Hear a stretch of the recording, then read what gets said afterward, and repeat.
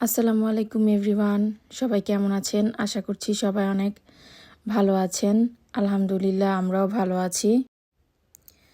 আজকের ভিডিওটি আমি শুরু করব একটি কমেন্টের উত্তর দিয়ে।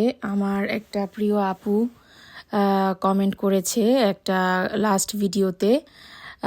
আপুটাকে ধন্যবাদ কমেন্ট করার জন্য। আপুটা সবসময় আমার ভিডিওতে কমেন্ট করে। তো আপুটা লিখেছিল যে বিদেশে সব কিছুই অনেক ফ্রেশ ফ্রেশ পাওয়া যায়, ভেজাল তেমন কোনো জিনিস নেই, ভেজাল নেই কোনো খাবারে। এটা কথাটা সত্য।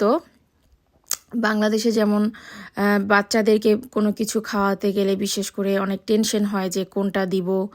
বিশেষ করে বাইরের জুসগুলা বা চকলেটগুলা এগুলাতে মানে ম্যাক্সিমামই ভেজাল থাকে। বাট যেমন অনেক কিছুতে আবার আমরা বিদেশে বসে সেটা পাই না। যেমন দেশি যে শাকসবজিটা, ফ্রেশ শাকসবজিটা, সেটা আমরা খুব মিস করি বাংলাদেশের।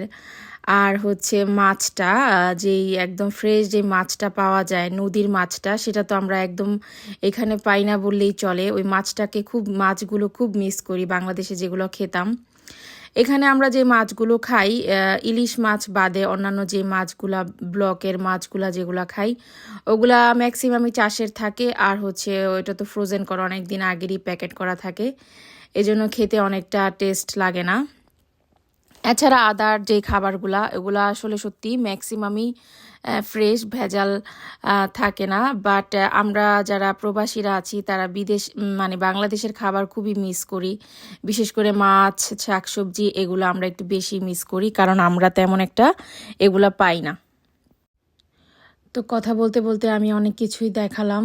আমি হচ্ছে আজকে আবারও একটু কিছু কিছু জায়গা কিচেনের একটু ডিপ ক্লিন করেছিলাম। নিচের যেই মানে ক্লোজেটগুলা যে থাকে না, ওইগুলা কেবিনেটগুলা, ওগুলা হচ্ছে আমি ওইগুলার কেবিনেটের বাহিরের যে সাইডগুলা, ওগুলো আমি একটু ক্লিন করে নিলাম। অনেক দ্রুতই আসলে ময়লা হয়ে যায়, একটু ঘন ঘন ক্লিন করা লাগে। আর আমি যেহেতু তেমন একটা সময় পাই না, সেজন্য একটু কয়েকদিন পর পরই ক্লিন করা লাগে। তার আবার একসাথেও পারি না ক্লিন করতে, কারণ টায়ার্ড হয়ে যাই।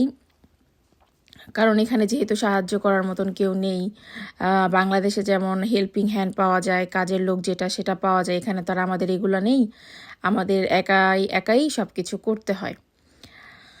তো এই তো। আর বাচ্চারাও যেহেতু আছে, বাচ্চাদেরকেও অনেকটা সময় দিতে হয়। তো রান্নাবান্না দেখা যায় যে ইদানিং একটু বেশি ব্যস্ততা বেড়ে গিয়েছে। কারণটা কি ব্যস্ততা বাড়ার, সেটাও আমি বলবো কিছুদিন পরে। আরও কিছুদিন যাক, একটা একটা গুড নিউজ শেয়ার করব সবার সাথে।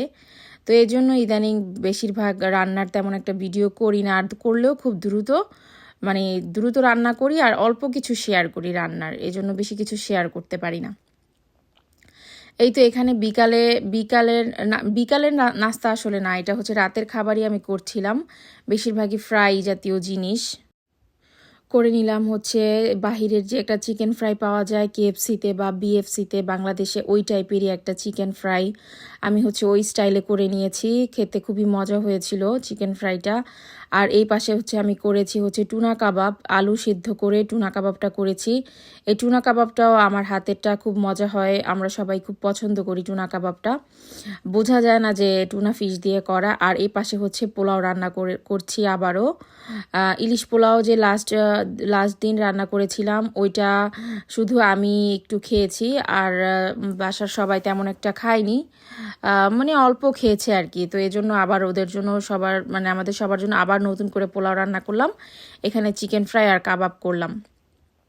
এই খাবারটা সবাই খুব পছন্দ করেছিল। আর এই যে আখের কিছু ল্যামের তরকারি ছিল, ওইটাও নামিয়ে নিলাম। আশা করছি ভিডিওটি ভালো লেগেছে। ভালো লাগলে আমার চ্যানেলের পাশেই থাকবেন। দেখা হবে নেক্সট ভিডিওতে। আল্লাহ হাফেজ।